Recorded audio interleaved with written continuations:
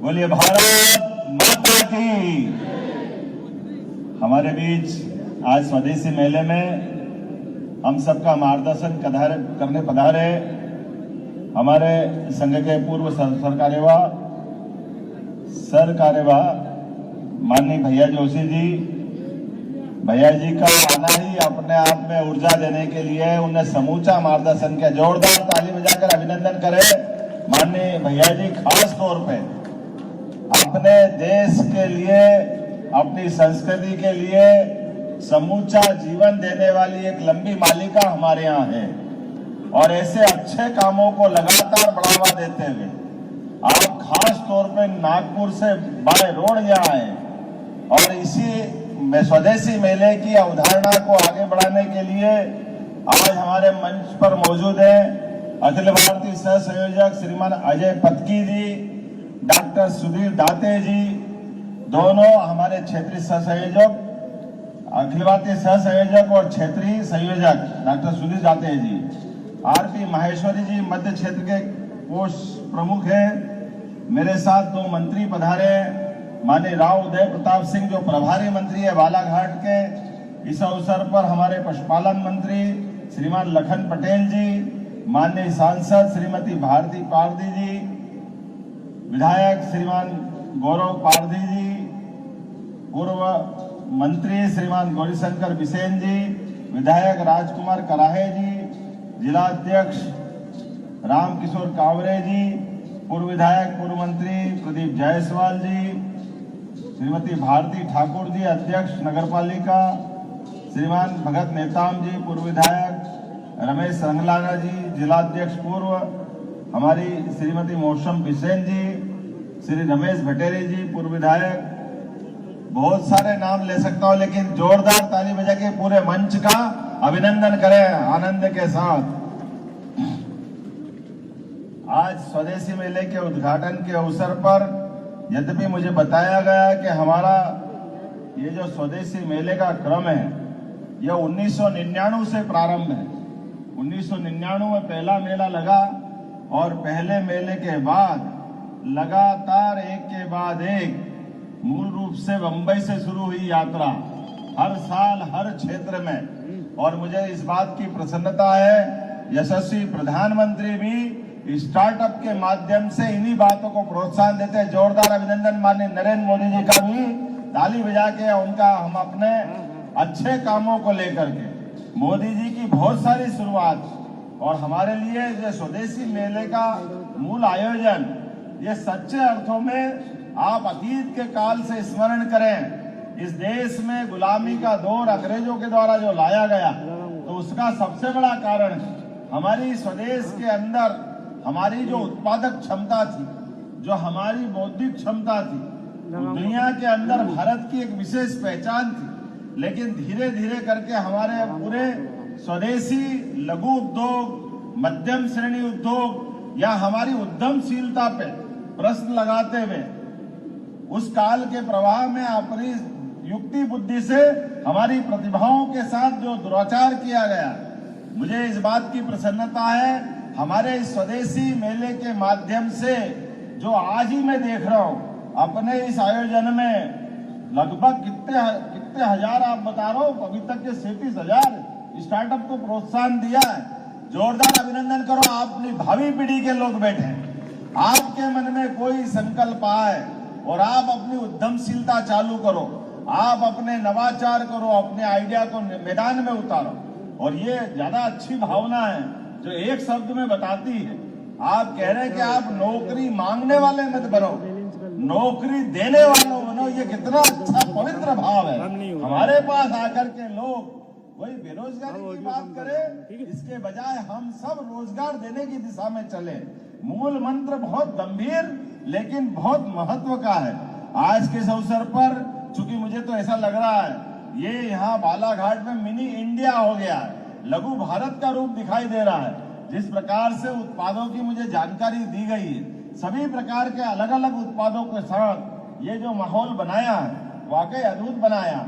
और मेले का मतलब ही मिलना जुलना, और केवल मिलना जुलना नहीं, अपने जीवन की न्यूनतम आवश्यकताओं के साथ साथ भविष्य की सभी प्रकार की संभावनाओं के लिए हम अपने व्यापार व्यवसाय के साथ अपनी संस्कृति को भी बढ़ाते हैं, अपने बीच अपनत्व का भाव भी लाते हैं। जैसे मेले के शब्द में जुड़ा हुआ है स्वदेशी, लेकिन इसके पीछे जुड़ा हुआ है रोजगार मेला।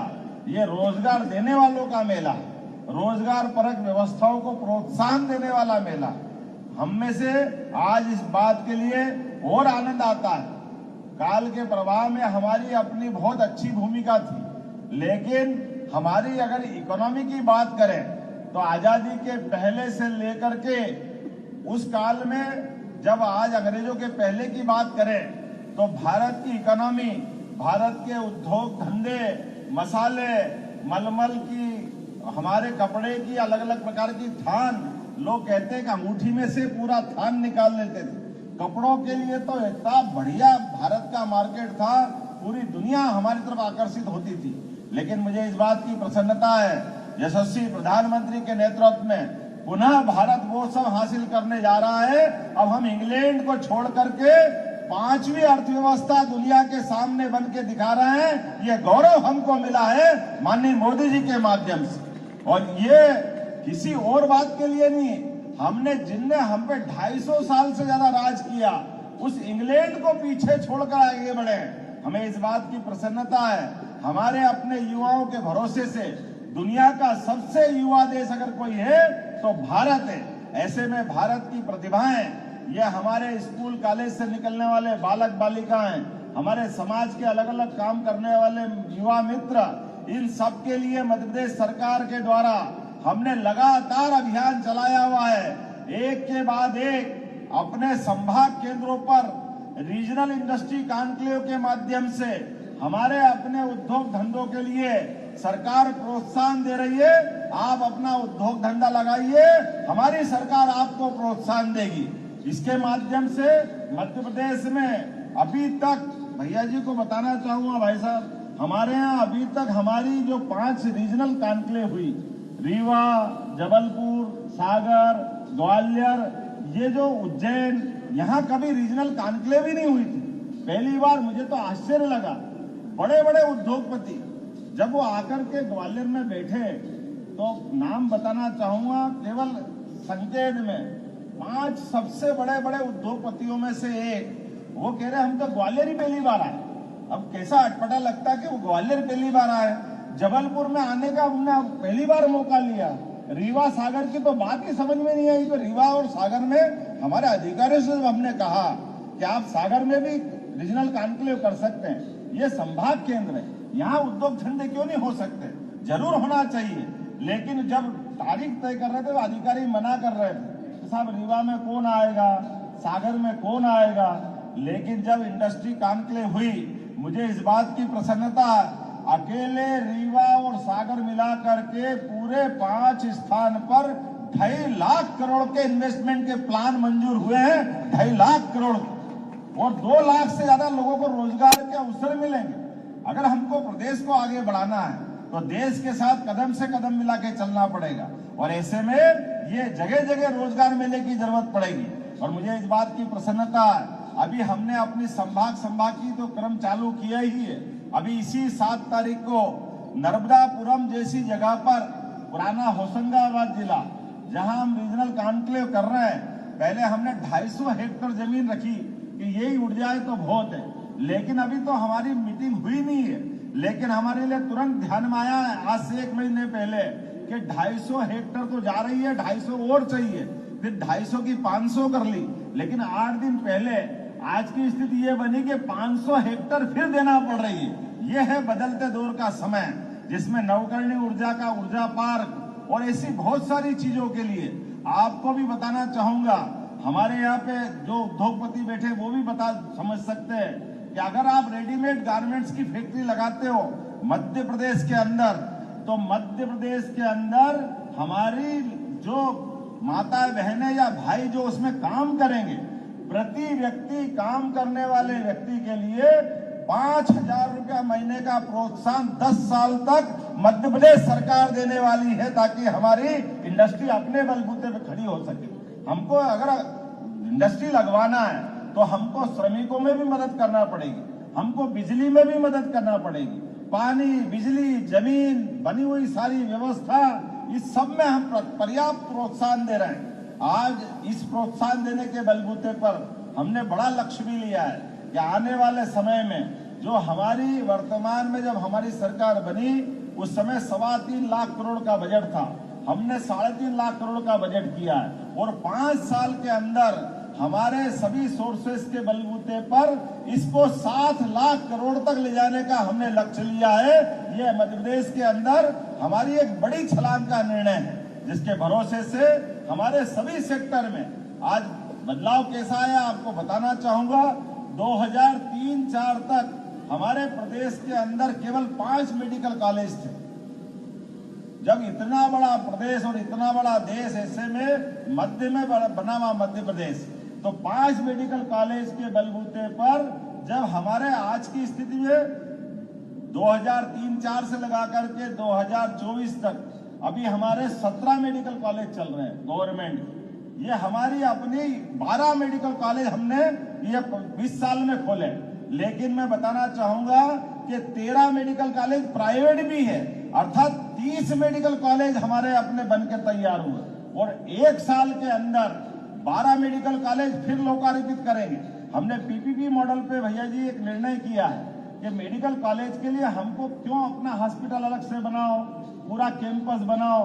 सरकारी हॉस्पिटल हमारा है, उस सरकारी हॉस्पिटल में डॉक्टर भी है, नर्स भी है, पैरामेडिकल स्टाफ भी है, उसको जोड़ करके मेडिकल कॉलेज बना दो।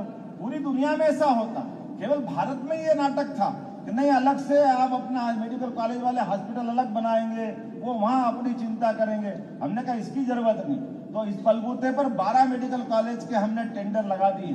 उस 12 के बलबूते पर ये अपने मध्य प्रदेश के अंदर एक और बड़ा काम किया। पहले हेल्थ एजुकेशन अलग और हेल्थ डिपार्टमेंट अलग, दोनों अलग अलग चलते थे। हमने कहा अलग अलग की जरूरत नहीं, ये एक ही जरूरत है, एक ही मंत्री इसको काम देखेगा। तो शपथ के साथ दोनों मंत्रालय को इकट्ठा किया। हमारा एक एक पैसा समाज के हित का पैसा है, इसका सदुपयोग होना चाहिए, शासन सुशासन की दिशा में बढ़ना चाहिए। और केवल एलोपैथिक नहीं, आपका बालाघाट भी है, हमने 13 आयुर्वेदिक कॉलेज बनाने का भी निर्णय किया है, जिसमें बालाघाट भी है, जहां बालाघाट में हम आयुर्वेदिक कॉलेज मेडिकल कॉलेज देने वाले हैं। अरे चिकित्सा की व्यवस्था में आयुर्वेद तो सबकी एक तरह से प्राण है, पूरी चिकित्सा व्यवस्था। और अब कोविड के कठिन समय में सबसे ज्यादा कोई कारगर रहे तो हमको सबसे पहले प्राण बचाने वाली औषधि काढ़ा तो थी, जो आयुर्वेद के माध्यम से मिली। ऐसे में आयुर्वेद की बहुत संभावना है। आने वाले समय में ये बालाघाट के अंदर आज रोजगार मेला लगा है, हमने बहुत सारे आपके यहाँ के इंडस्ट्री प्रस्ताव भी मंजूर किए हैं। पिछली बार मैं आया था, बालाघाट के अंदर विकास के और बहुत सारे नए आयाम भी करने वाले हैं। लेकिन आज तो आपने बहुत अच्छा मेला लगाया, मेरी अपनी ओर से आप सबके प्रति शुभकामना। और आप और भी मेलों की सूची दे दें तो हमारे सरकारी मेलों के साथ रोजगार मेला और ये जो अपना स्वदेशी मेला, इनका तालमेल करा करके भी इस काम को हम आगे बढ़ा सकते हैं। मेरी अपनी ओर से पुनः आप सबके प्रति शुभकामना, बहुत बहुत धन्यवाद। भारत माता की जय। बहुत बहुत धन्यवाद माननीय मुख्यमंत्री जी। और अब मैं चूंकि इस रोजगार स्वरोजगार मेला में प्रतीक स्वरूप कुछ लोगों को नियुक्ति पत्र माननीय मुख्यमंत्री जी के हस्ते मिलेगा, साथ ही साथ श्री नरेंद्र चौधरी जी आपको मंच पे आमंत्रित करूंगा। आप बूढ़ी बालाघाट के हैं, आपको सिकल से विकलांगता प्रमाण पत्र माननीय मुख्यमंत्री जी के हस्ते।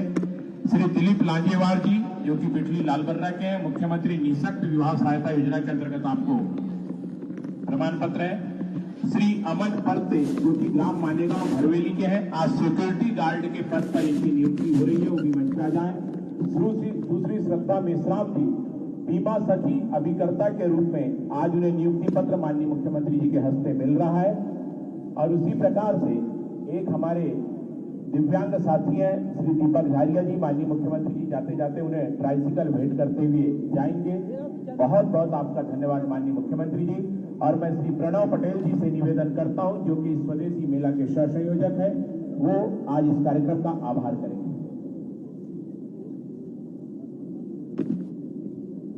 आज हमारे अपने इस स्वदेशी मेले के हमारे यशस्वी मुख्यमंत्री माननीय डॉक्टर मोहन यादव जी एवं हमारे पूर्व सर कार्यवाह श्रद्धेय भैया जी जोशी जी का सानिध्य मिला। हम आप श्री का आभार व्यक्त करते हैं। आए हुए सभी अतिथियों का आभार व्यक्त करते हैं।